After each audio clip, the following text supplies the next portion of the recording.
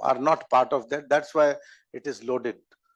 And mindset is not to unload these things. So that's why my point here is that luckily we have the panelists here, those who have very progressive thoughts, those who have been part of various initiative, whether they are linking to the legislation, implementation, or through media, publication of all these things, and debates. They are part of various debates.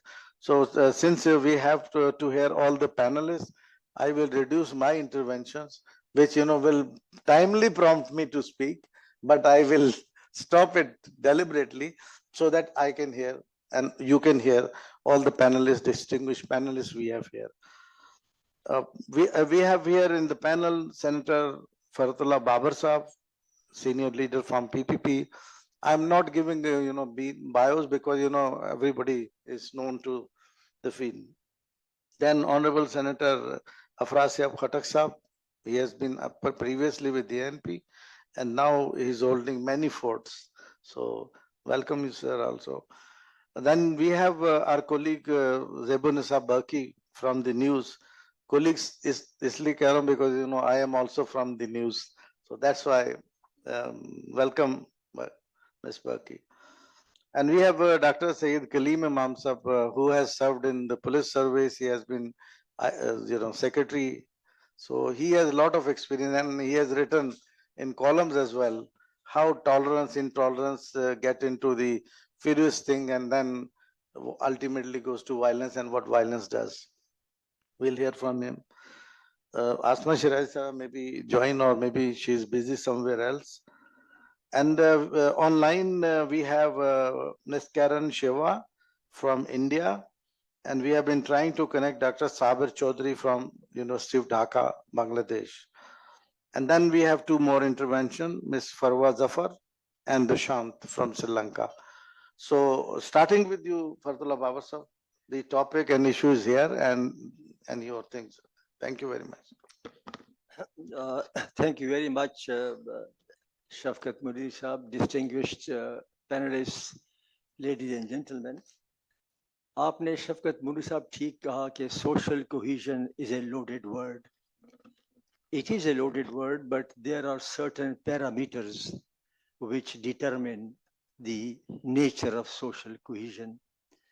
A society cannot be cohesive until there is communication between its members, and free communication is an important pillar of social cohesion. Without communication and free communication, there can be no social cohesion. The other important thing is that in a country like Pakistan, which is multicultural, multilingual, multi-ethnic, multi-political, total diversity in this society. So the second element in my view for the social cohesion is very essential, and that is respect for diversity and pluralism. In a diverse society, if there is no respect for diversity, then you can be sure that there'll be no social cohesion.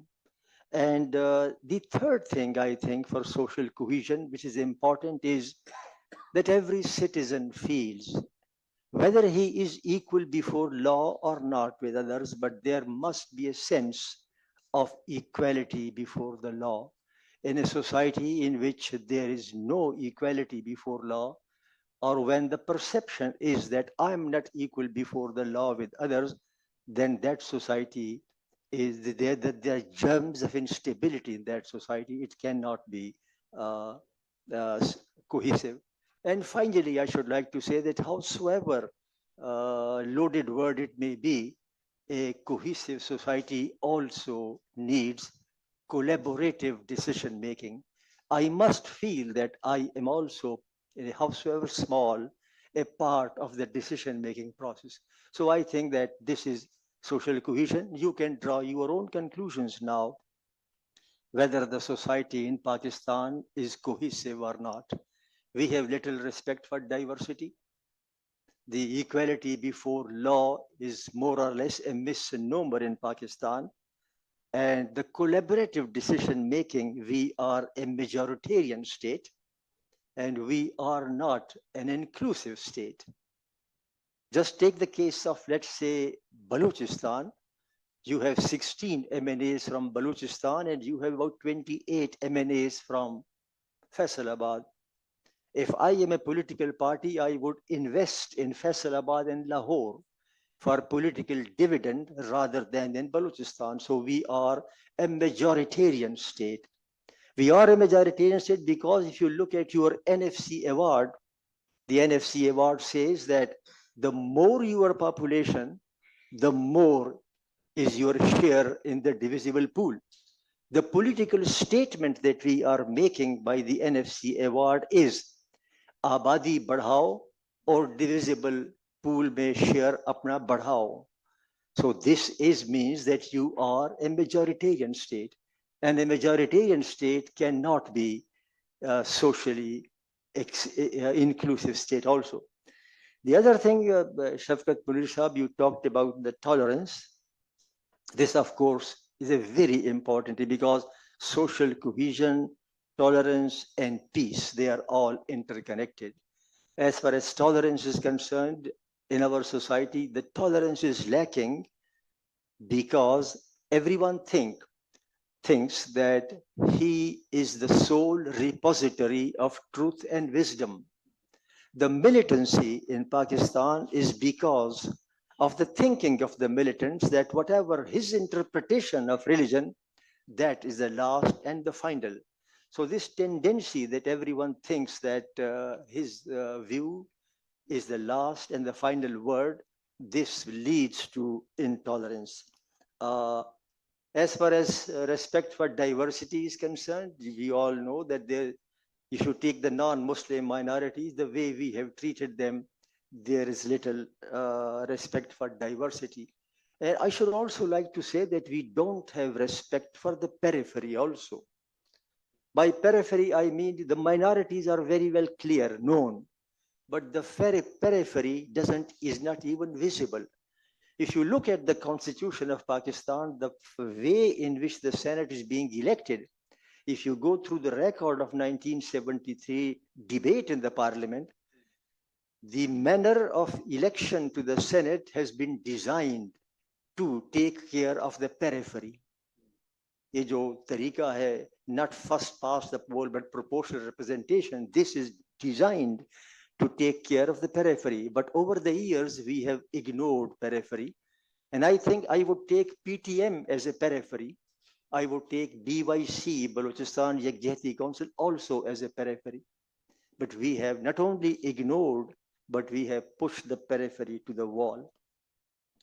And of course, the collaborative decision-making requires that we should at least have local bodies duly empowered, although the constitution provides for that, but the local bodies are almost, they're very poor and very weak. And why is all this? I'll conclude with this, so that so many distinguished panelists will be speaking. Why is all this happening? The root of the problem, I think, is the DNA of the state itself. The DNA of Pakistan state is a security-driven state. It is not a welfare-driven state. In a security-driven state, in which every argument, every consideration is decided on the basis of security, national security, such a state does not lay any emphasis on rights and on freedoms. So I think that the root problem of Pakistan, the absence of social cohesion, the intolerance, and the lack of collaborative decision-making lies in the DNA that is a security-driven state. Thank you very much. If we will continue the discussion later on. Thank you. Thank you, Fardullah Babal sir. Certainly, these areas very important and peripheries. We cannot ignore that. Your point are, understandable, and the discussion will generate more things. Then we will revert back to you. Welcome to you, madam. Now, I would request Senator Afrasiab Khatak sir on his part. Thank you very much, Moses panelists. خواتین و حضرات، میں دل کی گہرائیوں سے S D P آئی کا شکریہ ادا کرنا چاہتا ہوں، جنہوں نے آج ایک بہت اہم موضوع پہ یہ بحث منعقد کی ہے. Societal cohesion, promoting tolerance and peace for inclusive development. یہ بہت پروفاؤنڈ چیزیں ہیں. میرا خیال یہ ہے کہ ہمارے جیسی پختونخوا سے آنے والوں کے لیے تو پیس اور ٹالرنس جو ہے وہ ایک میوزک کی طرح ان کے کانوں میں ہوگا، کیونکہ جس طریقے سے پچھلے 45-50 سالوں سے ہم رہ رہے ہیں. تو اس میں میری گزارش یہ کہ جیسے بابر صاحب نے فرمایا، اصل بات یہ ہے کہ یہ کوئی آسمان سے ٹپکی نہیں ہے، یہ چیزیں نہ بارش میں گری ہیں نہ ایسے. یہ ہمارے سماج میں، ہمارے سوسائٹی میں اور ہماری ریاست میں اور ہماری پالیسیوں سے پیدا ہوئی ہیں. تو اگر ذرا غور کریں تو یہاں جو ڈسٹریبیوشن آف ویلتھ ہے، اب دیکھیں تھوڑا بہت، اگرچہ پاکستان اتنا زیادہ ویلتھ پروڈکشن میں بھی کافی بیکورڈ ہے، لیکن جتنا کچھ کر رہا ہے وہ عام لوگوں تک تو نہیں پہنچ پاتا. وہ ظاہر ہے کہ ایک ایلیٹس جو ہیں، بڑے ایلیٹس ہیں، جاگیردار، سرمایہ دار.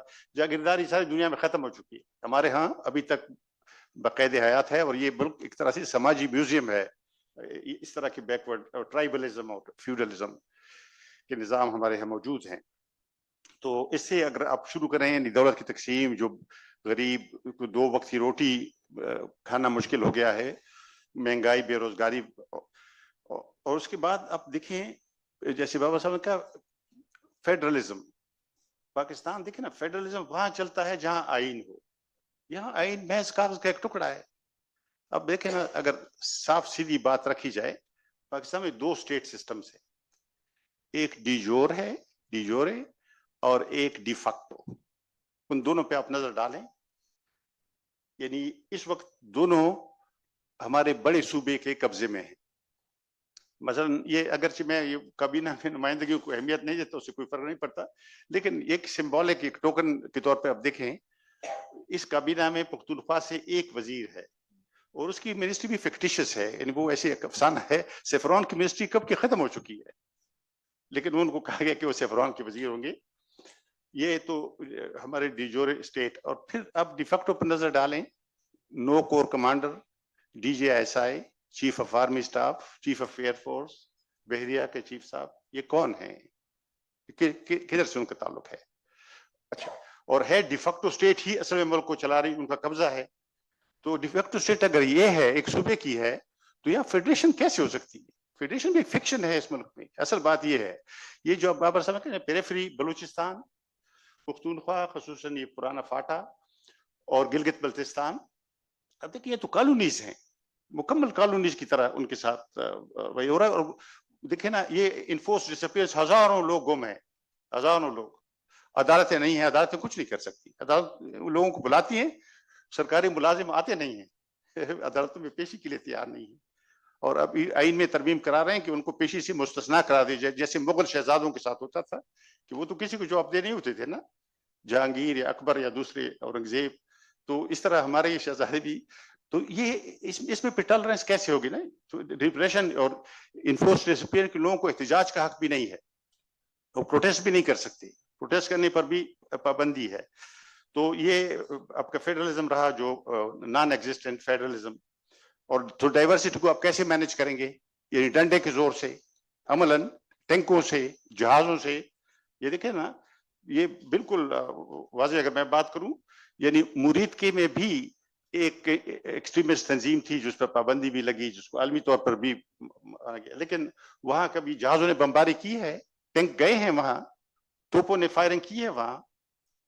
وزیرستان میں جتنی فائرنگ پاکستانی ایئر فورس نے کی ہے، اتنی انڈیا پر بھی کبھی نہیں کی پاکستانی جہازوں نے. آپ کہتے ہیں کہ لوگ دوسرے جھنڈے وہاں لگاتے ہیں، بالکل. آپ وزیرستان میں جاتا ہوں، وہ نوجوان کہتے ہیں کہ جو جہاز ہمارے گھروں کے اوپر نیچے آ کے بمباری کرتے تھے، ان پہ یہ جھنڈا لگا ہوا تھا. اور پھر جب آپریشن ضرب عزم ختم ہوا تو کہتے ہیں یہ فوجی ہمارے گھروں میں آئے، انہوں نے کہا کہ جھنڈے گھروں پہ لگائیں، انہیں زبردستی جھنڈے بنائے. obviously جو کچھ آپ امپوز کریں گے وہ تو پاپولر نہیں ہو سکتا. جبر تو کبھی پاپولر نہیں ہو سکتا. یہ آپریشن تو ایک جبر ہے جس کے لوگ شکار ہیں. تو یہ ایک بڑی وجہ ہے جو ہمارے ہاں پرابلمس ہیں. پھر اس سے بھی بڑا مسئلہ ایکسٹریمزم کا ہے. Religious extremism. دیکھیں نا یہ تو بالکل واضح بات ہے. اگر میں بہت لمبی باتیں نہیں کرنا چاہتا ورنہ میں چلا جاتا اور آپ کو بتاتا کہ چرچل نے کہا تھا کہ جب جرمنی ہارنے لگا اس نے کہا ہو از دا نیکسٹ انیمی. اس کو بتایا کہ سوویت یونین. اس نے کہا وی نیڈ اسلام اس کا مقابلہ کرنے کے. وہاں سے شروع ہوتا ہے. چلیے اس بات کو چھوڑیے 80s تک سے شروع ہو جائیں. ضیاء الحق کے دنوں میں امریکہ کی جنگ. یہ لوگ کہتے ہیں نا بھٹو صاحب کو اس لیے ہٹایا کہ ایٹم بم وغیرہ. مجھے اس سے اتفاق نہیں ہے. بھٹو صاحب کو اس لیے ہٹایا کہ بھٹو صاحب ظاہر ہے کہ اس طرح کا وائلنس جہاد کرنے کے لیے کیسے تیار ہوتے. وہ ایک پروگریسو ایک سلجھے ہوئے لیڈر تھے. تو ضیاء الحق کو لایا گیا اور آپ نے دیکھا 40 اور 50 ہزار کے درمیان مدرسے ہیں. مدرسے کوئی اس میں خرابی نہیں ہے. مدرسے ہمارے پہلے بھی ہوتے تھے لیکن وہ مدرسے دین پڑھاتے تھے. یا سینٹرل ایشین مدرسوں میں تو سائنس بھی ہوتی تھی. ابن سینا اور فارابی اور اسٹرانومی اور یہ چیزیں بھی ہوتی تھی مدرسے میں. لیکن یہ جو 80 کے بعد مدرسے آئے ہیں ڈالروں کے والے, ان میں وہابزم, تکفیرزم, سلفیزم, یہ 3 آئیڈیالوجیز ہیں. تو یہ ایکسٹریمزم ہمارا انڈیجنس نہیں ہے. It has been injected into our body politics and into our body culture. یہ باہر سے ڈالر کے زور سے یہاں پہ کیا گیا کیونکہ پاکستان ایک پرماننٹ فرنٹ لائن اسٹیٹ ہے اور لڑائیوں میں شریک پرائی لڑے ہیں. لیکن یہ صرف عقیدے کی بات نہیں ہے, یہ وار اکانومی ہے. آپ دیکھیں نا ضیاء الحق کا خاندان ڈالر میں اربپتی ہے. اختر عبد الرحمان کا خاندان ڈالر میں اربپتی ہے. اور ابھی حال ہی میں جو ریٹائر ہوئے ہیں اب ان کی کس سے نکلیں گے تو وہ بقول اسما جہانگیر صاحبہ کے کہ پھر آپ سیاستدان آپ کو فرشتے لگیں گے جب آپ وردی والوں کی کرپشن دیکھیں گے. تو یہ وار اکانومی ہے اور اس لیے پالیسیاں ان کی اس کے مطابق ہیں. اور پاکستان میں بڑا مسئلہ ایکسٹریمزم کا یہ ہے کہ یہاں پہ یعنی انگریس کر گئی ہے ایکسٹریمزم اسٹیٹ کے اندر. معاشروں میں ہوتا ہے جی, ساری دنیا میں ایکسٹریمزم ہوتا ہے. ایک فرنج فینامنا ہوتا ہے, اس کو لوگ قابو کرتے ہیں. سوسائٹی میں بھی سیم ایلیمنٹس ہوتے ہیں, ریاست بھی ہوتی ہے, پھر اس کو قابو کر لیتے ہیں. لیکن ہمارے ہاں اسٹیٹ جو ہے وہ ایکسٹریمزم کے پروڈکشن کے کارخانے چلا رہی ہے. دیکھیں نا یہ مدرسے, یہ ٹریننگ. اس دن خراسان ڈائری کے ہمارے جو جرنلسٹ دوست ہیں اس دن انہوں نے لکھا تھا کہ یہ واحد خطہ ہے جہاں پہ فری لانس ٹیررسٹ مل سکتے ہیں. فری لانس ٹیررسٹ دستیاب ہیں اگر کسی کو چاہیے فری لانس ٹیررزم.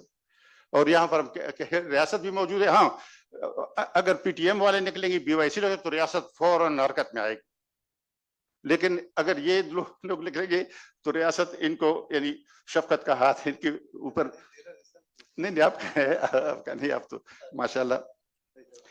گزارش یہ کہ یہ تھوڑے سے ریاستی پالیسیاں کا بھی پرابلم ہے. تو یہ انگریس اس کا جس طرح سے ہوا ہے ریاست کے اندر اور ابھی تک ہے. اور دیکھیں نا ابھی افغانستان میں طالبان لائے گئے ہیں ایک نئی جنگ کے لیے. چین اور امریکہ کے درمیان کولڈ وار ہے, ہاٹ وار ہمارے ہاں ہوگی. جیسے افغانستان اور سوویت یونین اور امریکہ کے درمیان کولڈ وار تھی, ہاٹ وار افغانستان میں اور ہمارے ہاں لڑی گئی. اس دفعہ چین اور امریکہ کے درمیان کولڈ وار وہاں ہوگی, ہاٹ وار یہاں ہوگی. جنگ کا ایندھن اور پیٹ کس کے بڑے ہوں گے, پیسے کس کے پاس زیادہ آئیں گے, وردی والے جرنیلوں اور ہمارے حاکم ایلیٹس, پولیٹیکل ایلیٹس بھی اس میں شامل ہیں کیونکہ وہ بھی اس پالیسی کو کولیبریٹر ہیں. تو یہ وجوہات, یہ معلوم وجوہات ہے. ایسا نہیں ہے کہ کوئی یعنی یہ مین میڈ ڈیزاسٹر ہے, کوئی باہر سے نہیں آیا ہے. لیکن مشکل یہ ہے کہ اس پر بات بھی نہیں ہوتی. اور آپ نے دیکھا جیسی پابندیاں بڑھ رہی ہیں, میڈیا کا کیا حال ہے, سلیبس کا کیا حال ہے. ہم کہتے ہیں ٹالرنس تو دیکھیں یہ ہے کہ ہر آدمی کو یہ حق ہے کہ وہ کہے کہ یہ میرا عقیدہ ہے, جو بھی عقیدہ اس کا ہے, جو بھی وہ اس کو حق ہے کہ وہ کہے کہ یہ میرا عقیدہ ہے اور اس پر کو پریکٹس کرے. یہ برداشت یہاں تک اگر آپ قائم رکھیں گے تو کوئی پرابلم نہیں ہوگا. لیکن لوگ یہاں رکتے نہیں, وہ اگلا قدم بڑھاتے ہیں. وہ کہتے ہیں میرا عقیدہ حق پر ہے, وہ فلاں کا عقیدہ غلط ہے. یہاں سے گڑبڑ شروع ہو جاتی ہے, فساد کی طرف سفر شروع ہو جاتا ہے. لیکن یہاں بھی رکتے نہیں ہیں, پھر کہتے ہیں کہ وہ عقیدہ باطل ہے, اس کا مٹانا ضروری ہے. اور یہاں سے فساد فی الارض جسے کہتے ہیں وہ شروع ہو جاتا ہے. تو یہ ٹالرنس کے لیے ہمیں اپنے نصاب پر نظر ڈالنی ہوگی. ہمارے نصاب بھرا ہوا ہے ہیٹ میٹیریل سے. اور دیکھیں نا نیشنل ایکشن پلان پر عمل, ایک منٹ میں بھی ان کے نیشنل ایکشن پلان بنانے والوں میں شامل تھا, اس پر عمل نہیں ہوا.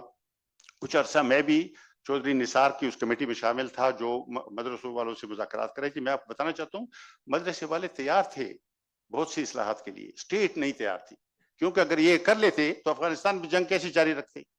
یہ طالبان کو جیسے ابھی کابل پر قبضہ کروایا, یہ کیسے کرواتے؟ تو اس لیے یہ تیار نہیں تھے. ابھی بھی دیکھیں نا, یہ ہم تو پختونخوا میں سب کو جانتے ہیں, یہ جو بڑی لڑائیاں لڑی ہیں, بڑی لڑائی اس وقت صدرن پختونخوا میں, یہ گٹ طالبان تھے. ان کا ایک لیڈر جو میں اگر نام اس کا لوں, گل بہادر کہتے ہیں آج کل سب سے خطرناک. یہ گل بہادر 2002 سے 2014 تک میرن شاہ میں بیٹھا ہوا تھا, اور یہ ہی واز رولنگ میرن شاہ. اس کی فون پہ پولیٹیکل ایجنٹ ٹرانسفر کرتا تھا, لوگوں کو ٹھیکے دیتا تھا, کیونکہ یہ حقانیوں کا ہوسٹ تھا اور ہماری ایجنسیوں نے اس کو ہوسٹ بنایا تھا. 2014 میں جب آپریشن شروع ہو رہا تھا تو اس کو کہا گیا کہ آپ یہاں سے شفٹ ہو جائیں, کیونکہ ہم آپریشن, اس کو حفاظت سے جنوبی وزیرستان اس کو بھیجا. تو یہ ساری چیزیں پالیسی, ریاست کی پالیسیاں بدلے بغیر کچھ نہیں ہو. یہ بنیادی بات ہے. میں زیادہ وقت آپ کا نہیں لینا چاہتا, لیکن گزارش یہ ہے کہ یہ مسئلے معلوم ہیں, ان کا حل بھی ہے, لیکن یہ کہ کون اس کو سدھارے گا. سیاسی پارٹیاں بدقسمتی سے انہوں نے سرنڈر کیا ہے, ایبجیکٹ سرنڈر. اور دوسری طرف ہم جس طرف جا رہے ہیں, مجھے تو کوئی ایسے آثار نظر نہیں آ رہے تبدیلیوں کے. میں اپنی بات ختم کروں گا اردو کے اس شعر پہ کہ ہر چار اگر کو چارہ گری سے پرہیز تھا, ہر چار اگر کو چارہ گری سے پرہیز تھا, ورنہ ہمارے درد بہت لادوا نہ تھے. شکریہ. شکریہ افراز صاحب, خٹک صاحب, بہت امپورٹنٹ ڈسکشن پوائنٹ آپ کے. میں نے کہا تھا میں اپنے آپ کو, اپنے کمنٹ کو ریزرو کروں گا, لیکن 2-3 باتیں ایسی ہوئی جہاں پہ شاید ریزرو کرنے کی بجائے ایکسپیرینس بتانا ضروری ہے. مدرسوں کی بات کی, ہم نے ایک آئی لیڈ اے پروگرام جس میں ڈائیورسٹی ٹور ہم نے کرایا مدرسوں کا آپس میں, کہ مختلف فرقوں کے مدرسوں کے اسٹوڈنٹس کو لے کے گئے. اب ایک بریلوی فرقے کے مدرسے کے اسٹوڈنٹ کو ہم لے کے گئے شیعہ مدرسے میں. اب وہ ان کے استاد چونکہ ہمارے ساتھ پہلے کام کر رہے تھے, ہم نے ان کو سینسٹائز کیا ہوا تھا, تو وہ کہتے ہیں یہ دیکھنا یہ بچہ کیا کرے. میں وہ جو تربیت جن مدرسوں کے سلیبس سے آئی ہے, تو وہ لڑکا دوڑا ہے, اس نے کہا جی میں یہ دیکھ سکتا ہوں قرآن شریف. یہ میں ملتان کی بات کر رہا ہوں. تو وہ لڑکا گیا, اس نے فٹافٹ دیکھا, سارا چیک کیا, اور وہاں سے دوڑتا ہوا سرائکی میں بولتا سائی نہ دے بھی تریہن. مطلب آپ یہ دیکھیں کہ اتنی مس کنسپشن ہے. اب وہ بچہ جس کو یہ پڑھایا گیا کہ 30 کی بجائے کچھ اور ہو سکتا ہے, تو دس از اے مس کنسپشن. تو اس نے وہاں سے آواز لگائی, تو مجھے ان کے استاد تھے, انہوں نے کہا میں نے اسی لیے ٹور رکھوایا تھا کیونکہ ہم یہاں پڑھاتے ہیں. ابھی پہلے تو وہ بھی کہتے ہم بھی یہی پڑھاتے تھے سلیبس, لیکن اب انہوں نے 2 سال ہمارے ساتھ کام کیا. یہ 2 سال میں نے ریلیجیس اسکالرس کے ساتھ کام کیا. اینڈ دین اسی ڈائیورسٹی میں علماء کو ہم لے کے گئے ایک چرچ میں, اور انہوں نے وہاں نماز پڑھی, جماعت کرائی, نماز پڑھی, چرچ میں بیٹھے, وہ پورا کیا. اس کے بعد فائنل جب وہ 2-2.5 سال کے بعد فائنل جو کنکلوژن تھا, we brought all to Lahore. ایک پادری کو, پریسٹ کو, اور ایک مولوی صاحب کو میں نے ایک کمرے میں شیئر کروا دیا. That was part of the programme.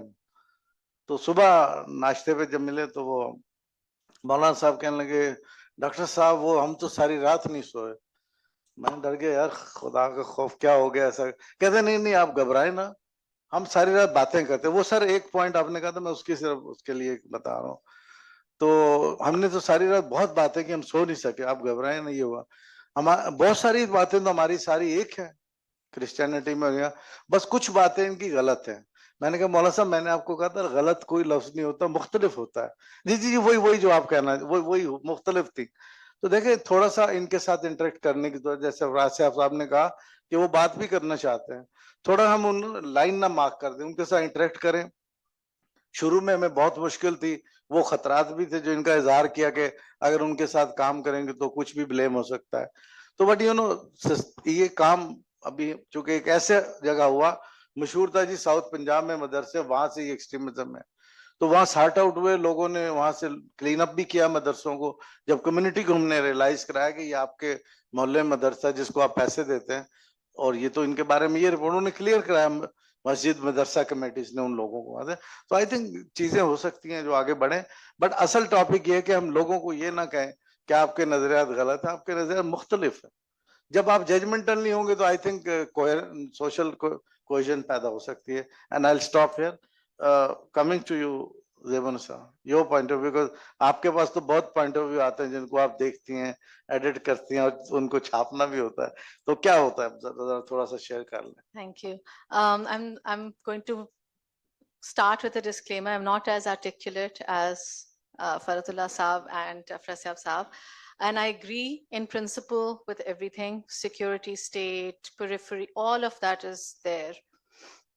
I just, not to be ageist, but I think our audience generally now in Pakistan is Gen Z and Generation Alpha, right? So every time we think about anything to do with changing social structures or social cohesion, we're actually thinking of how to reach out to the younger generations, whether they're in Lahore, Karachi, or Waziristan, right? The good side, I think, of this age is that there's a lot of communication possibilities because of social media. The bad side is that there's a lot of communication possibilities because of social media. So I teach 18-year-old medical students, साथ साथ में अपने काम के, and I teach masters in journalism students as well. So I teach a whole variety range of age groups. The 18-year-olds that I teach come from all over Pakistan, right? There's 105 students, and I call it mini Pakistan normally. And they come in with a lot of obviously biases, right, that we've all created, which, as Faratullah Saab said, security state hai, peripheries ke baare mein, it's not just the state that does it, it's the media that then prompts it. You have Pakistan ke TV drama that propel stereotypes. I always tell them to watch Suno Chanda ka first season, which is atrocious because all the all the ethnicities that are shown, no one has seen Suno Chanda, I think over here, but I have, are stereotypes, the worst caricatures that you can think of about ethnicities. The Pashtun is just, he's a comic character. The Punjabi is also a comic character. I mean, there's just, it's so bad, actually. There is no Baloch, of course, because they don't really figure in the conversation at all. They're missing, right? So I think for me, I'm going to be more optimistic and say that while there is all of that, and that is a structural problem with the state, there is a space to maneuver and get through to the younger audiences by just tweaking what we're teaching them as well. I mean, there's a lot of talk that goes on about curricula, but we don't talk enough about media literacy. A lot of the stuff that they're learning is not because it's not like the state of Pakistan writes it down on a piece of paper and sends it. It's because of the images, it's because of the conversations that they're watching or reading online now, right? Half of the students don't even listen to their parents right now. They're on Insta or TikTok, and they've chosen their gurus, right, who are telling them all of this. So it really depends on, for me, reaching out to them is the best way to fix all of this. I mean, the thing is, I feel at a loss on how to change the state of Pakistan. I mean, I can't do it. I can barely publish things in the pages that I run, right? But the thing is, my students are so much more powerful because, see, they just have their camera, they say what they want to say, and they put it online. And if they happen to be upper class, then they don't get picked up either, right? Really. We have people who are sitting in God-forsaken areas in the world and still being defiant because they have these tools of communication, which we didn't have when we were growing up. So optimistically, there is a way to inculcate tolerance or acceptance. मैं तो tolerance पे रुक जाऊंगी क्योंकि acceptance मुश्किल काम है, I think यहाँ पर, really. It's not possible right now.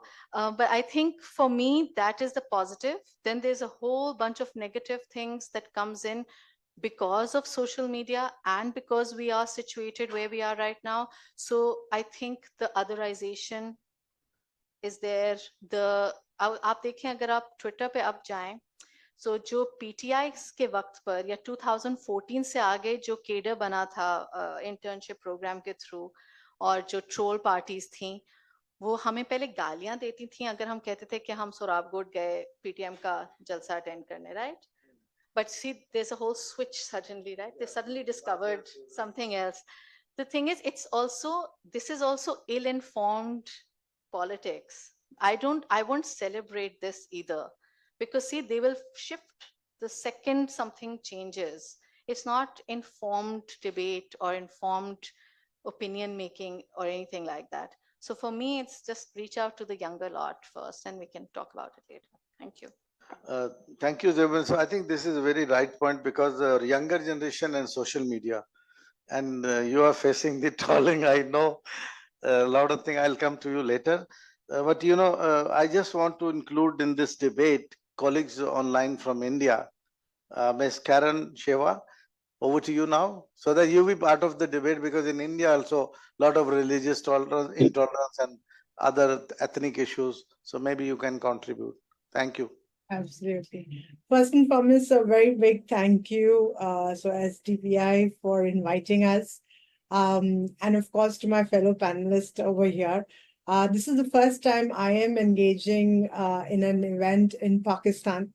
And I can't tell you how grateful I am for this opportunity, because I believe that, as Sir just said, the problems are the same all over the world. And unfortunately, we have more of assumptions and presumptions and perceptions, which again was just spoken about in terms of stereotypes that we tend to go about with. And I actually had two minds whether I should even use this virtual background that shows India, should I even do that? I'm not sure. Will they be comfortable or not? I actually had such questions in my mind. And so that just shows how much we go with stereotypes or assumptions in anything and everything that we do, firstly. Secondly, I think, while there has been talk about, we started with talking about policies, and then, of course, spoke about what it is like in society. Ultimately, I would go with what ma'am just said, that it is our students and our future. It's not really our future. They're already creating their future today. So, focusing on the individual, perhaps maybe the bigger opportunity for all of us today to really achieve this goal of societal cohesion and inclusive development. And so with that, I'll just quickly share, I have good news and bad news. The good news is I have just a single slide, right? The bad news is that I could probably talk about this for hours together, which of course I will not, and I'll just do it very, very quickly. And I do hope we will have other opportunities to maybe have more conversations, because this has definitely whetted my appetite. Yeah. So to kind of talk about this, it's a slightly busy slide, but I'll take you very quickly through the three parts of it. So, we're talking of societal cohesion, which is really why. Why do we want to have cohesion? And the word cohesion really tells you that when you are together, you are stronger, right? You have stability, you create a foundation. And that's the why, because if we don't even know why we want societal cohesion, it's never going to happen, right? And of course, those who benefit from not having societal cohesion take over, right? Which Sir spoke about earlier. So I think, first and foremost, understanding the why. Why do we need to have societal cohesion? The second is to understand, what does development really mean? Because development is generally measured in terms of GDP and financials and economic. But what we also know is that development is not just that, right? It is also societal. It's also environmental. There are so many other forms of capital beyond financial capital. So how do we look at development as this whole? And that's complicated. So can we simplify it? Can we have a single measure that can actually tell us that, yes, we are a developed society, developed community, developed country, developed state, whichever ecosystem you want to pick? To us, there is that one single metric of development. In fact, I would go to say the ultimate metric or the ultimate measure or success indicator of development, and that is peace. Peace, not as it's spoken in this utopian, form as such, and not peace even in this abstract mode, which we normally do and talk about war or conflict, or we talk about, meditation and yoga, right? No, That's not peace. That is peace in its abstract forms or its extreme forms. Peace as in practical peace that allows us to live every single day, that gives us the resilience to manage the challenges that come our way. Because unfortunately, whatever way you look at it, we cannot have a straight line life, right? That's not what life is about. Life is all about ups and downs. So how do you have the resilience to deal with those? I think is the first step towards getting peace. And the second part is about having the stability, right? So that you can actually thrive. So one is survive, resilience to survive, and the second is stability to thrive. I think for us, that is practical peace. When that happens in a place, you will never have conflict free. But can you have resilience and stability? I think that could be one of the biggest indicators for practical peace. And of course, we have a bigger talk around this, but I'll just restrict myself. And I think, how do you achieve this? How do you achieve practical peace? I think first and most important is we've got to look at it from a systems view. We cannot be in our siloed existence where we think only about ourselves. But having said that, it starts with us. It starts with the self. It starts with the individual, right? And that is why we always talk, a systems view must have these 4 parts. Me, first me. I cannot only talk about problems. I have to be, and I cannot always say, oh, the solution will come from somewhere else. No, I am part of the problem and therefore I can be part of the solution. So being part of the problem, understanding the problem, and then how we can look at solutions. So it starts with me.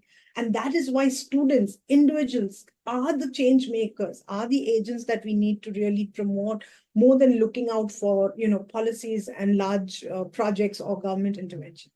Me. Second is, of course, you. You who's far away, like Sir said, bringing a priest and a Mauli together in the same room to stay and talk is an amazing thing. And unless we do that intervention with you physically, because otherwise they will not be getting that opportunity to come together.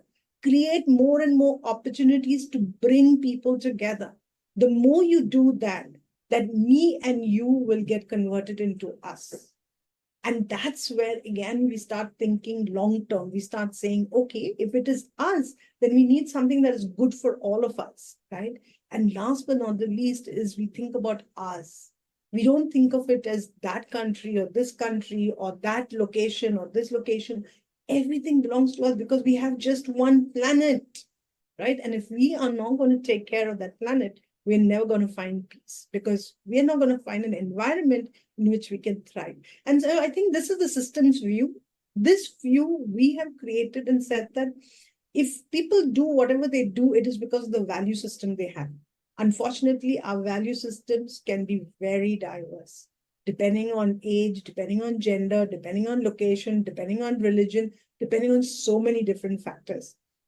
So can you have a minimum common value system that everyone can agree and something that is generation free, even future generations? And we believe it is possible by putting together the RISE value system. Again, something that I can talk to about for many, many hours, but I just kind of bring it down to say, when you talk about me, it is about me being responsible. When you talk about you, we start thinking inclusive.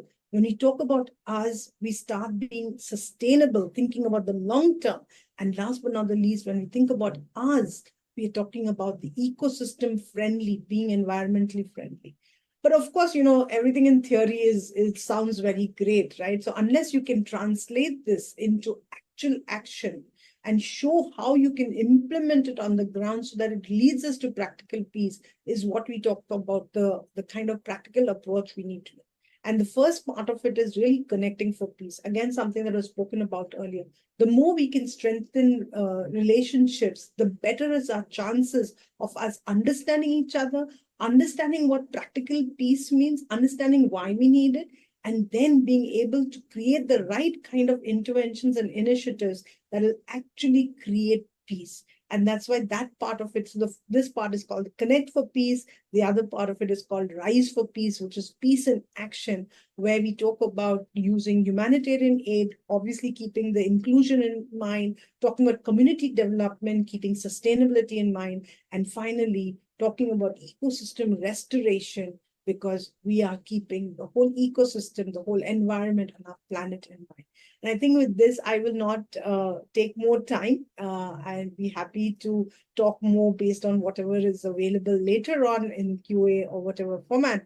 But this is our framework, and there is a huge toolkit around this where we work predominantly with students, in fact.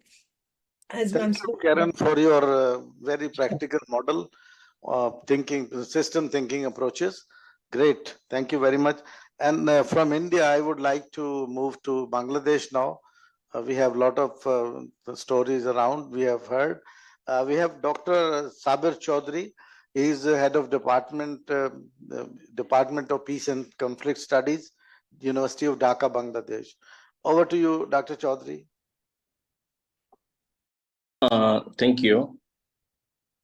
Dr. Saab, unfortunately, we have a very short time, so please wind up in 5 to 7 minutes. Okay. Now, asking a professor that 5 or 7 minutes is difficult. Right. Also, yeah. All right. Thank you. Thanks for inviting me in this seminar.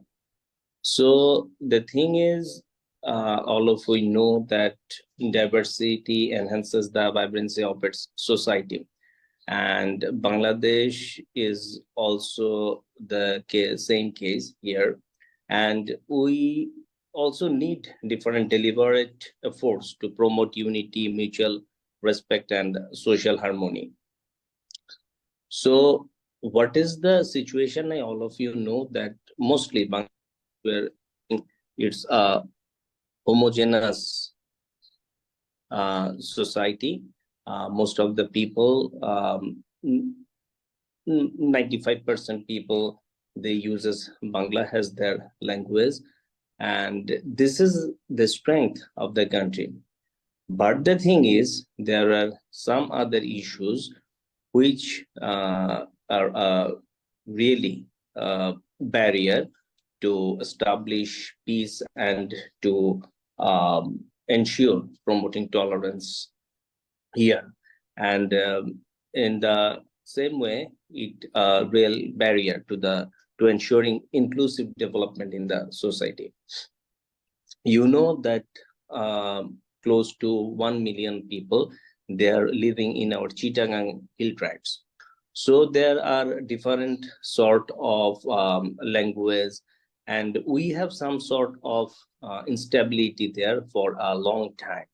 There are some insurgent groups in our understanding, close to 3 or 4 insurgent groups are working there, are operating there for a long time.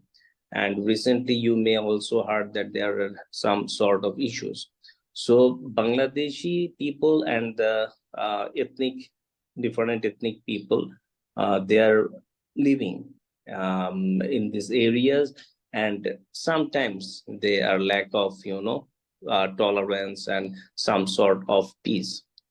And sometimes we also witnessed there are different sort of things which are related to religion in that cases, and we witnessed some incidents there. We also have close to 14 million Hindu people. They are staying in Bangladesh, and you know that in the subcontinent, what is our understanding, and especially in this state, Bangladesh, in this region, in this part. So traditionally, we have experienced this sort of homogeneity from the very beginning. But the thing is, in some cases, we use these differences or divisions for our political differences. There are some incidences which take place sometimes, but it's mostly for the political reasons, not as a other religious groups, because we have different we have mutual respect and all of us work for ensuring the inclusive development of the country. But the thing is, sometimes some issues come, and we are working our level best. Our government is also very keen to ensure this kind of stability here. And the other thing is, all of you also know that there were closely 1.1 Rohingya refugees. They are staying here for a long time, and this process started um, uh, many years ago. But the thing is, before 7 or 8 years, there are some sort of influx from Myanmar. So these people created some sort of, I may say, disturbance or instability in the region, in like that. The tensions, and there are some sort of conflicting situation in this region among the Bangladeshi community, those who usually say the host community, and the Rohingya people. And we conducted several studies to find out the conflict sensitivity there, and which is, we may say, medium to high in that region. Because deprivation is there, the level of poverty is also have some sort of exist. So the thing is, this tension, and the way we think about the tolerance, social cohesion, this kind of things, in relation to other parts, it's not that satisfactory. So our donor community as well as Bangladesh government took several initiatives to find out a way.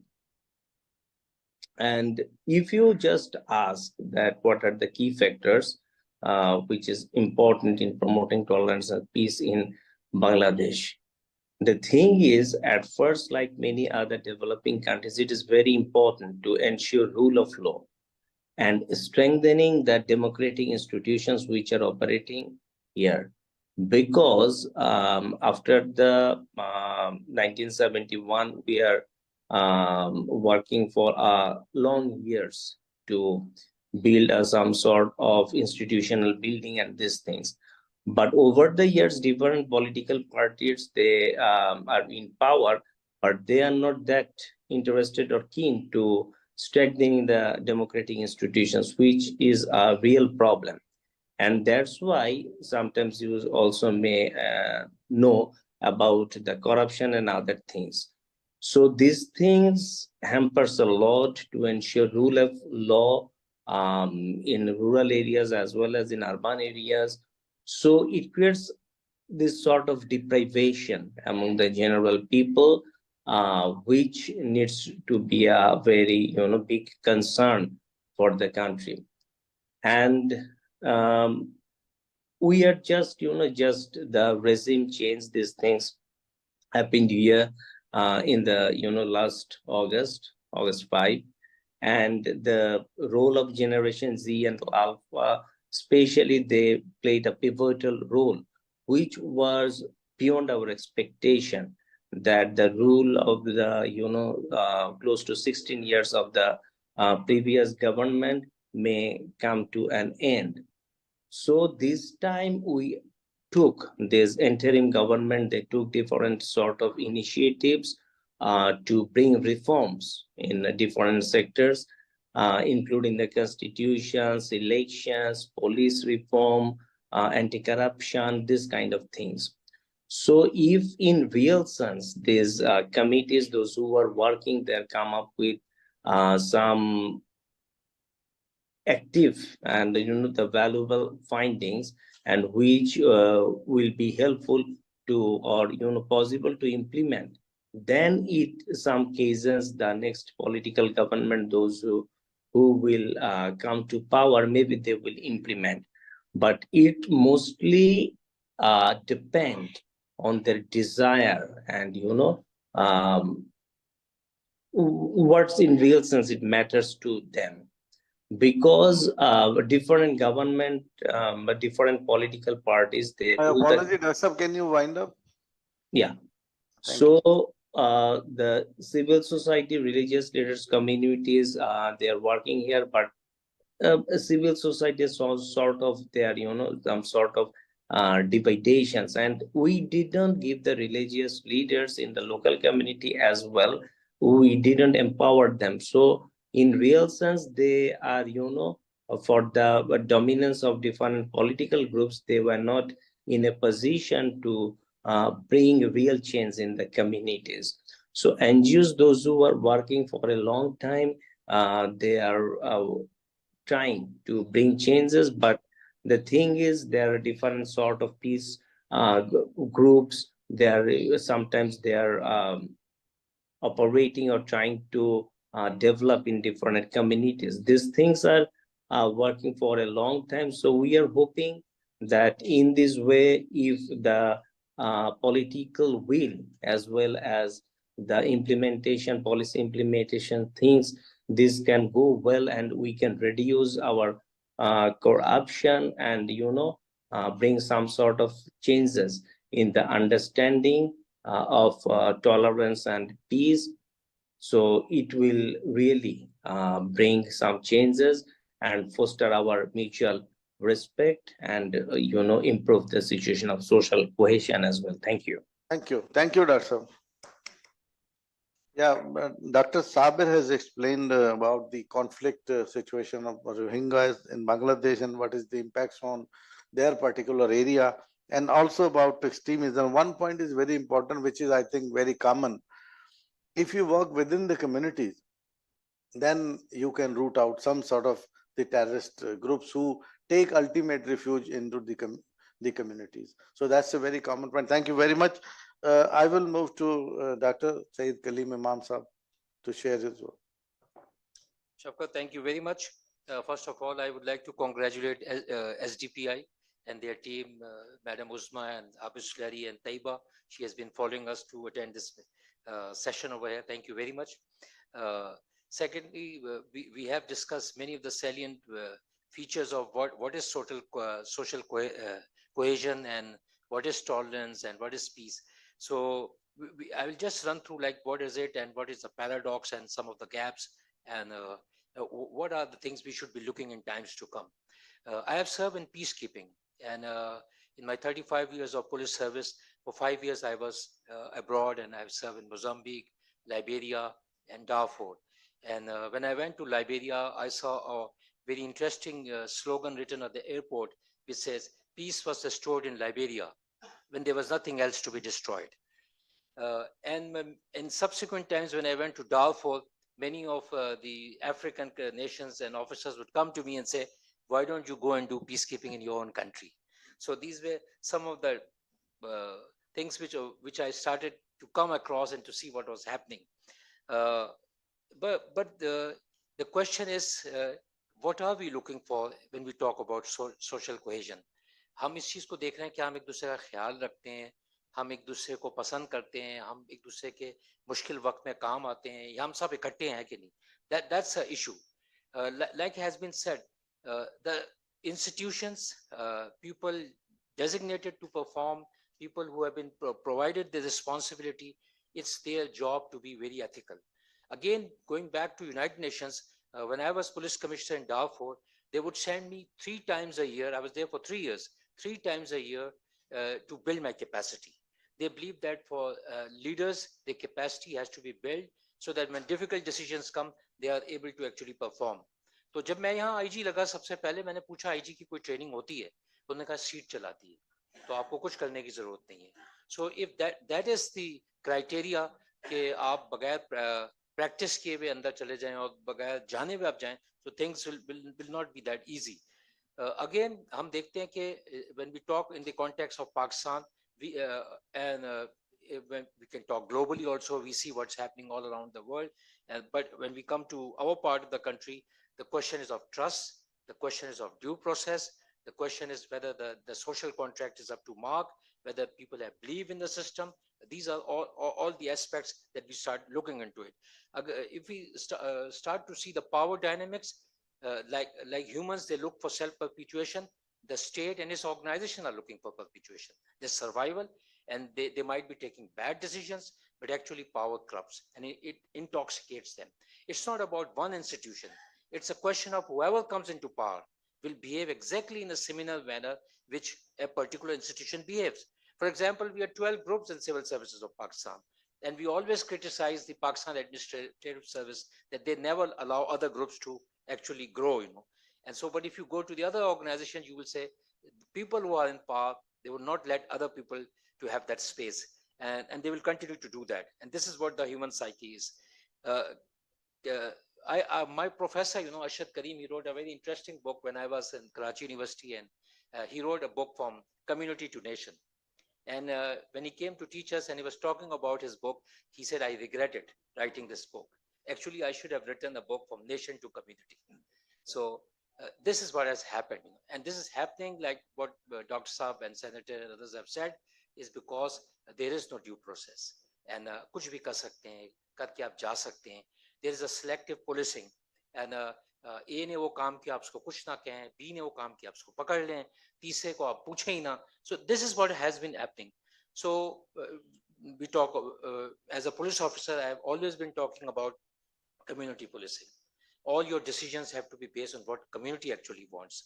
ہو سکتا ہے وہ ہم نے جب survey کیا ہمیں پتہ چلا کہ وہ ہم سے چاہ ہی نہیں رہے کہ ان کی چوری برآمد کریں, وہ ہم سے چاہ رہے ہیں کہ ہم تمیز سے بات کر لیں.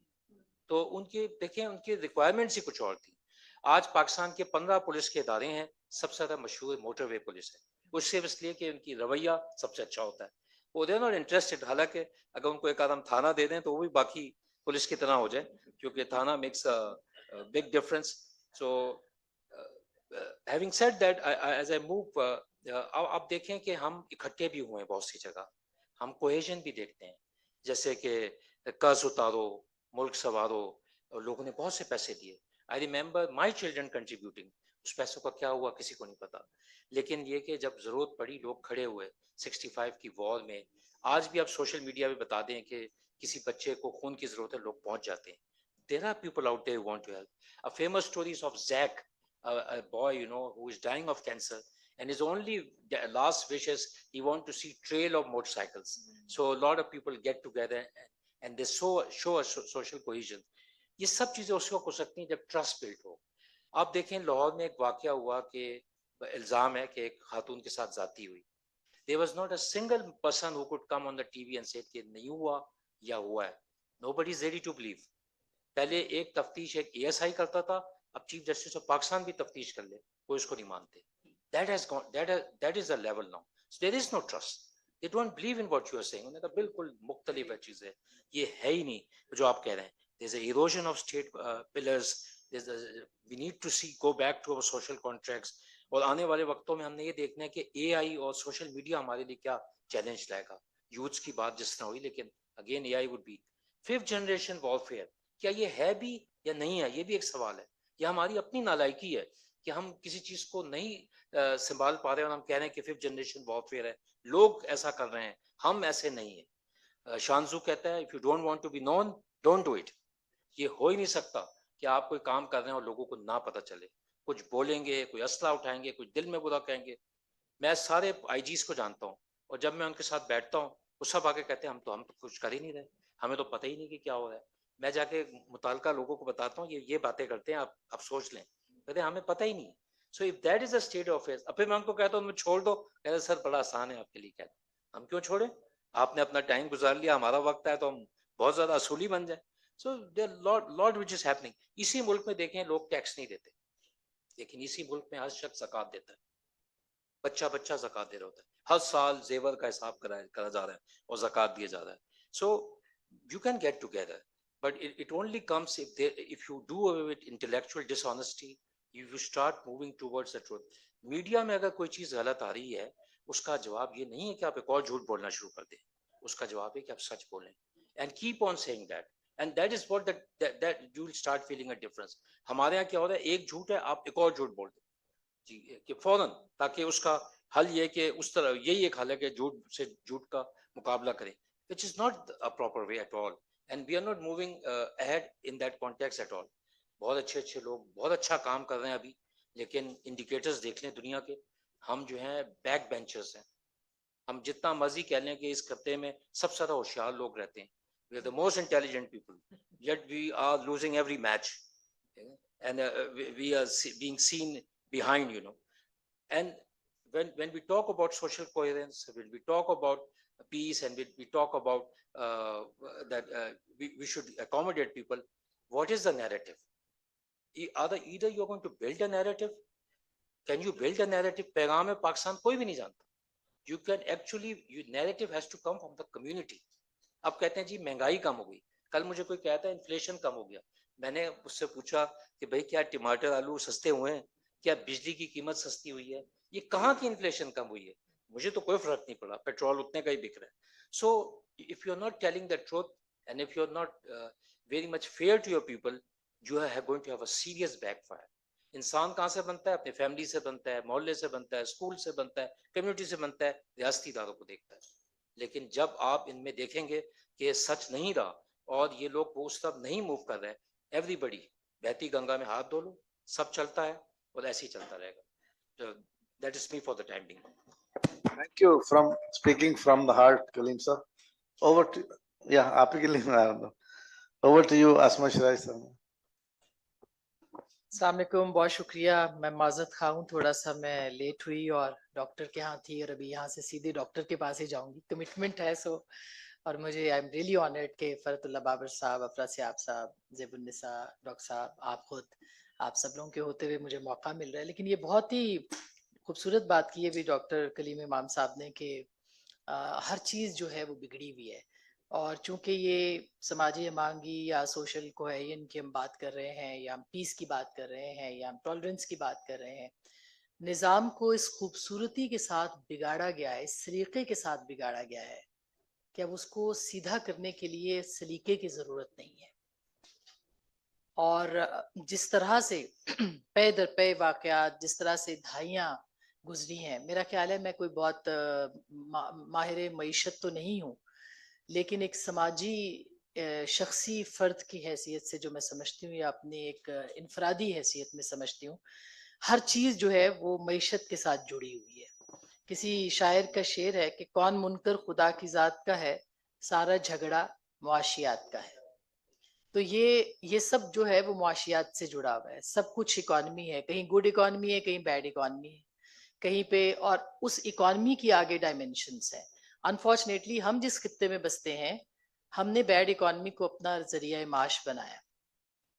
ہم نے جہاد بیچا, ہم نے ڈالرز کے لیے اس وقت ہم نے اسلام بیچا, یوں بھی کہہ لیجئے, ہم نے اپنا سماج بیچا, ہم نے اپنا اخلاق بیچا, ہم نے اپنا کردار بیچا,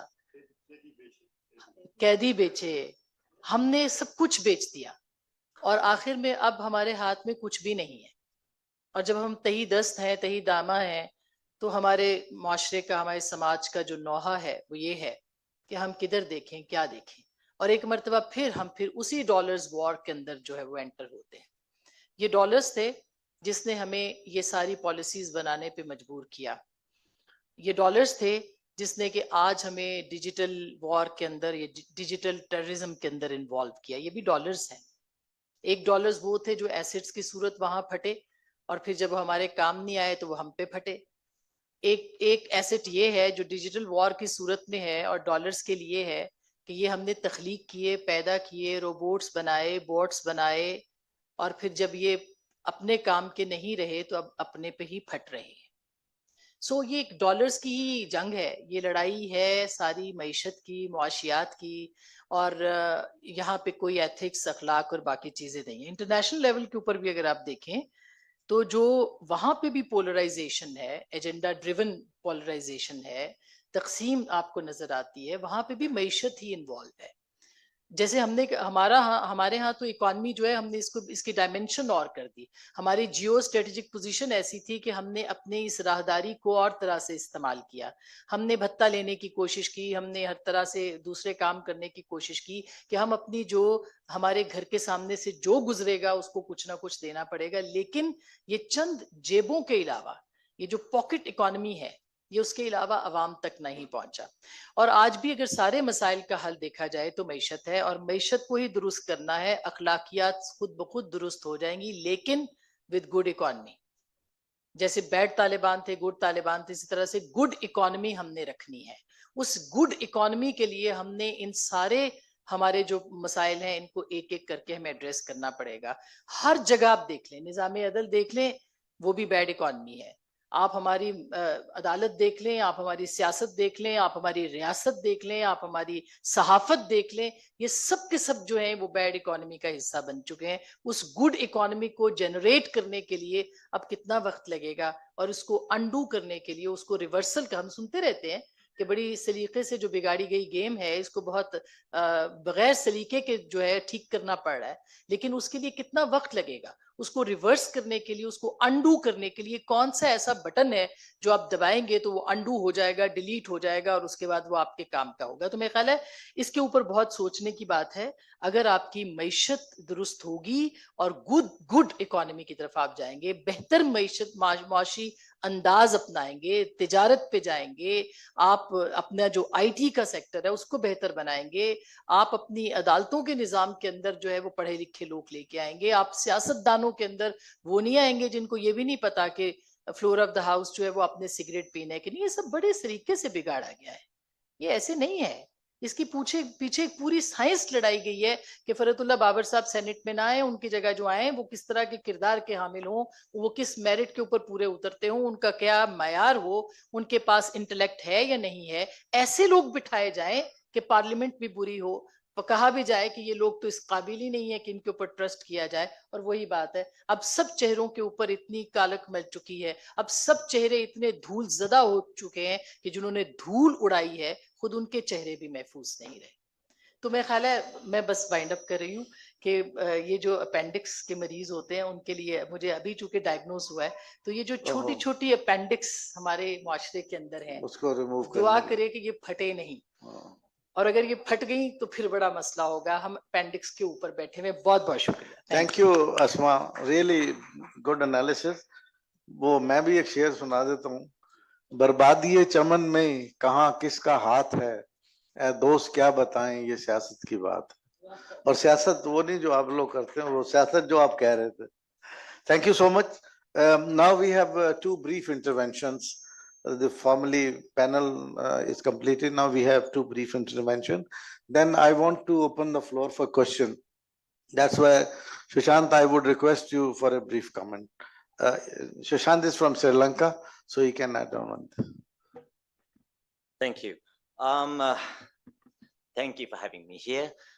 Firstly, I would like to thank Karen for mostly speaking most of the things which is in my mind. So I will like to go beyond, so elaborate on certain things which I thought to achieve the tolerance, the cohesiveness, and inclusivity that we are looking for. I really believe that it's only by broadening our belief systems that we could achieve this. I say this because it is difficult to understand another race or another society, another community, if you are believing that only your belief is correct. And we live in a world with various beliefs that doesn't allow us to have this mutual understanding simply because our rooted belief is different to each other. So to achieve what Karen was mentioning, I would say broadening a belief system, educating children of different religions, what each other believes in, is very important to then think as a Buddhist. I come from Sri Lanka, I'm Buddhist. My whole teaching of Buddhism has been that every other religious belief are illusionary seers. So how do I become a human being who is going to have others inclusive and be cohesive if my core belief is that others are illusionary seers? So, I mean, it's important that policymakers understand this and broaden the belief systems in the countries. And we live in countries where you see many multicultural countries are there, but at the same time, there are countries that is religiously powerful. The whole country is based on religion. And I think it's harder for those countries to have these four things, the tolerance, inclusivity, and all of those things, when the belief is narrowed down to thinking only your truth is the real truth. So in total, I would say broadening a belief around the world, considering we are a global village, rather we are different countries. Like And we just have to imagine how we can be living together, like how John Lennon would say, imagine there is no country, imagine there's no heaven. I think this ideology should be brought into children, like very likely the lady on my right said, children nowadays, they find their own gurus online. It's because they are seeking something that they are not hearing from from their parents or in schools, because what they learn is somewhat narrowed when they put themselves onto the social media. They hear so many different versions of the truth, where they are now getting confused as to what they believe is the real truth or not. I think it should be a global platform. It should be like a global platform where we all share our belief systems. And obviously, we live in a world where we are fear driven. We are educated to believe that we live in a world which is very limited in resources. And that alone, that ideology alone, that resources are limited from land to air to water, if it's all limited, we automatically bring in a fear that we need to compete for it. We need to kill for it. We need to have wars for it. And this is why we are valuing so much of destructive creations, rather thinking that we need to be united and thinking of coexistence, rather fighting each other without having an individualistic approach to life. Okay, a brief comment from Farwa Zafar Sahib. Very brief, then we will take the question. Yeah, take the mic. I first thank SDPI for including me in this distinguished panel. And all the speakers, I'm going to build on them actually for a few minutes. They have touched upon the diversity, the other aspects which actually form social cohesion. So I'm going to look at it from a different perspective. I'm looking at one factor which I feel is disbanding the efforts for social cohesion, which is violence against women. And it's a worldwide phenomena, and it costs apparently, official estimates, $4.4 trillion. Just intimate partner violence costs this much to the world global economy, and which is much more than militancy and terrorism put together also annually. So the matter is very this thing, and no society, society is about relationships, life is all. So how in a family, if you're not socially together and binding together, you are not going to have a happy family. So it goes to communities, nations, cities, and globally. So as long as we have less efforts to tackle violence against women, social cohesion will not be something that we can achieve, along with so many other factors. And Faratullah Babar mentioned communication. And, in Pakistan, if I just single out Pakistan, we have, patriarchal system, discrimination against women. And only in 2023, we had over 10,000 cases of violence against women reported, the many that don't go reported, and there's no punishment ever given. And they have been very high profile cases. So unless we look at efforts that we can dismantle the barriers, because this violence actually perpetuates, it's a driver for moving into other forms of violence. So your country, it's like a domino effect. And we, as Faratullah Babar also said, that it's equality, if 50% of our country's population does not have equal opportunities, equal choices, and cannot be participating in society which builds social cohesion, we are not going to, and it's not going to be able to achieve the sustainable development goals, for which we are the topic in here. So we have to, it's like a blind epidemic, a silent epidemic, which we are facing. And I will rest here because I know we have to move forward. Otherwise, I have prepared a long. No, thank you very much. I think your one point is very strong, which is about the gender issues, violence against women, and the patriarchal approaches. And that's why in one of my project, I have had a study that talks about how religious extremism is generating through the among the teens from the women of the house, particularly the mothers. So I think these are very important issues and we have to take care of. Thank you so much. Now I would like to open the floor so that if you have any question you can ask. Yeah, please.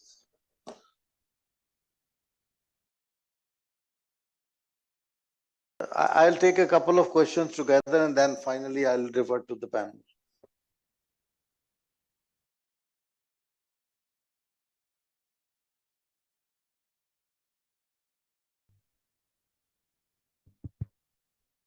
Assalamualaikum everyone.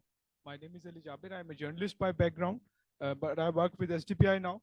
My question to all the panelists is that why there was no resistance in the society when all the, I would say, intruding ideologies were imposed on the nation? Is that the complacency inbuilt in our DNAs that we didn't resist it? So every martial law or every third force that intruded in our society, it imposed its ideologies on us, and we were not able to respond to it even properly. Or if there were no symbols of unity that could unite us to fight against those intruding ideas, the thoughts that have disintegrated our society today. Thank you, sir. It's a very good question. You know, the resistance journalism is on the back foot, resistance politics is on the back foot, and resistance civil society is also on the back foot. And I think that everyone is responsible for this. The absence of the resistance, it is not a phenomenon which has come up overnight. It is a phenomenon which has been in making for several long years. और इस वक्त जो सूरत हाल है वो ये है कि चूंकि सोसाइटी में रेजिस्टेंस नहीं है, about the politicians I can say कि अगर पॉलिटिकल क्लासेस में रेजिस्टेंस नहीं है तो उसकी वजह ये है कि they have all skeletons in their cupboards. When you have skeleton in the cupboard, it becomes very difficult for you to stand up. लेकिन सिर्फ politicians ही नहीं है जिनके cupboards में skeletons हैं.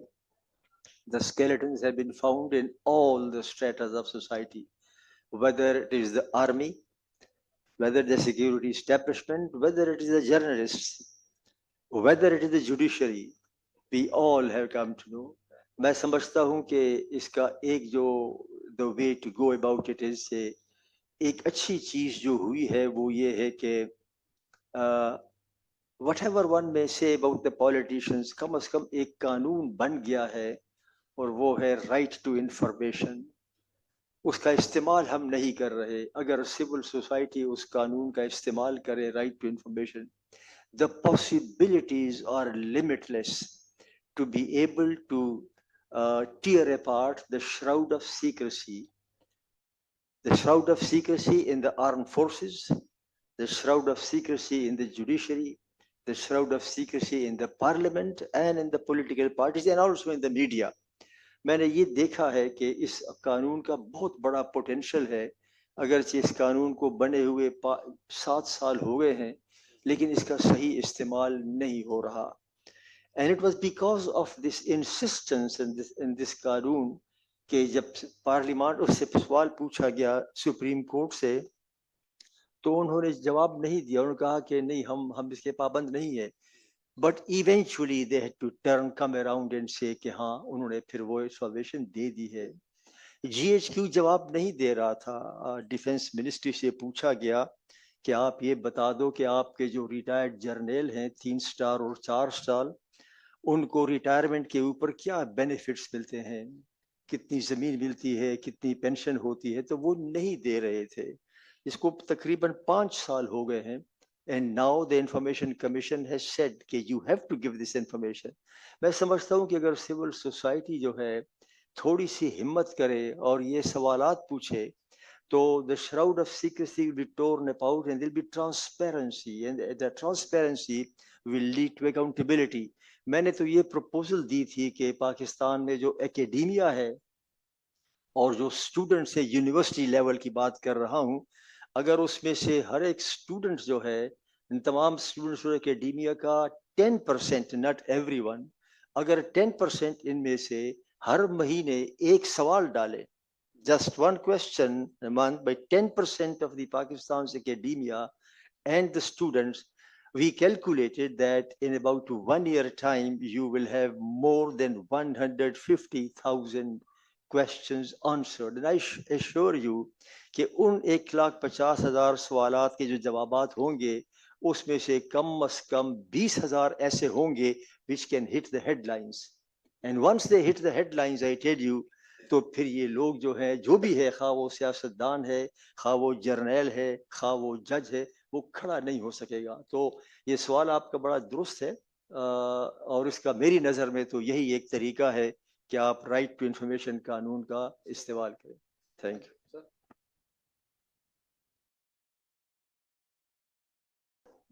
मेरे ख्याल जवाब तो बाबर साहब ने दे दिया है। मैं उस ज़्यादा तफसील से मैं एक बात अर्ज करना चाहूँगा कि मुज़ाहमत अवाम के अंदर मौजूद है। People are resisting. देखे ना, ये बनू में जो कितने लाख लोग निकल आए और उन्होंने कहा कि वर्दी वाले भी यहाँ से निकल जाएं और तालिबान भी यहाँ से निकल जाएं। ये जरूरत की लोगों ने, लाखों लाखों लोग आए, बड़ा रिस्क लिया उन्होंने। पुलिस वालों ने हड़ताल की, उन्होंने रेजिस्टेंस, पुलिस ने हिस्सा लिया, पुलिस फोर्स ने, तो रेजिस्टेंस है, लोगों पे है। ये जिरगा था 11 अक्टूबर को, ये पीटीएम का, मैं वहां पर था। यानी पुलिस वाले हर रात हमला करते थे, 4 नौजवानों को कत्ल किया क्योंकि आप न करें, लेकिन लाखों लोग आए, लाखों, यानी सर हथेली पे रख के आए। ये जो मारंग बलोच ने मार्च किया गवादर तक, इस पर क्या क़यामतें गुजरी, लेकिन लोग रेजिस्ट करते हैं, इलीट्स नहीं करते। वो जो बाबर साहब ने कहा स्केलेटन्स वाली बातें हैं वगैरह, लेकिन आवाम में रेजिस्टेंस है और शऊर भी है।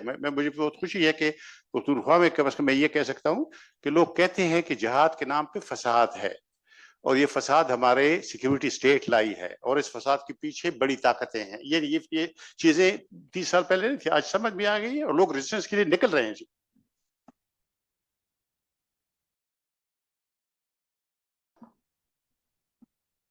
Assalamu alaikum.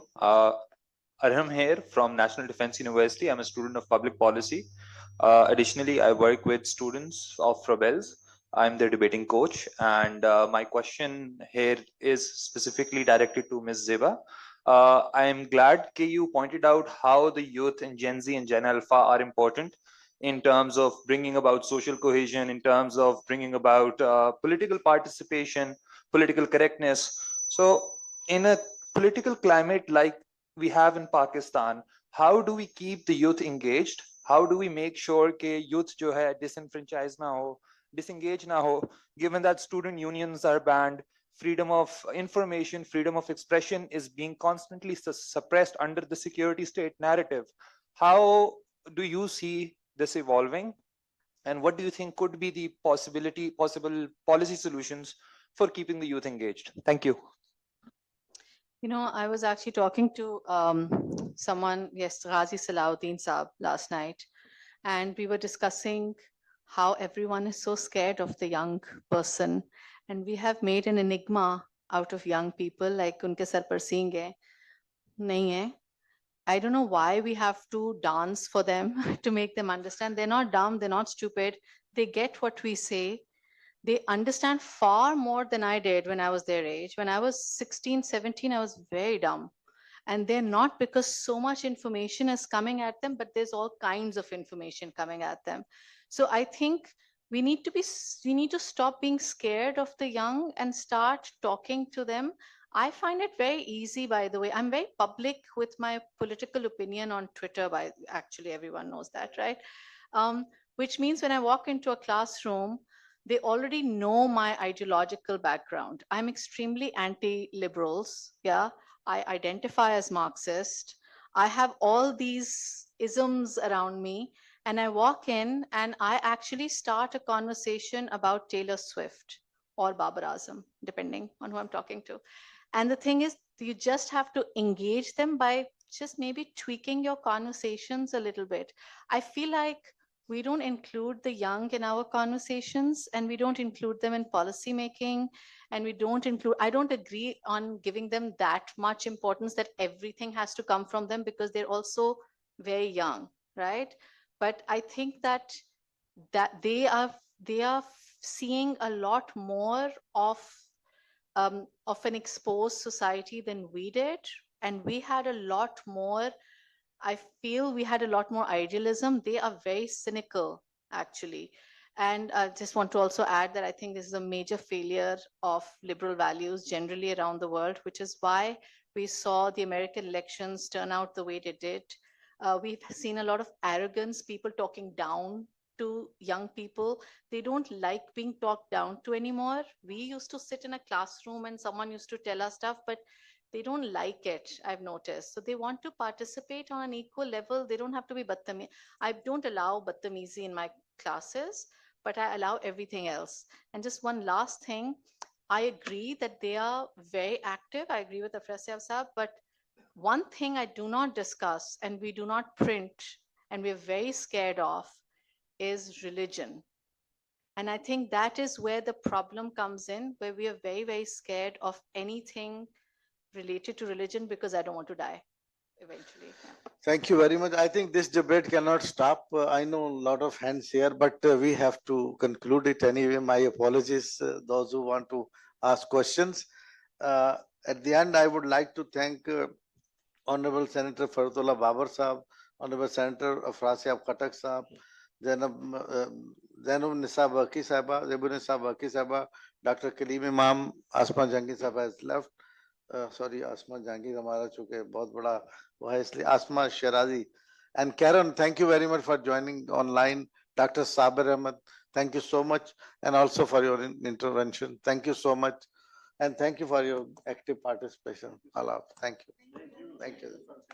Yeah. Thank you.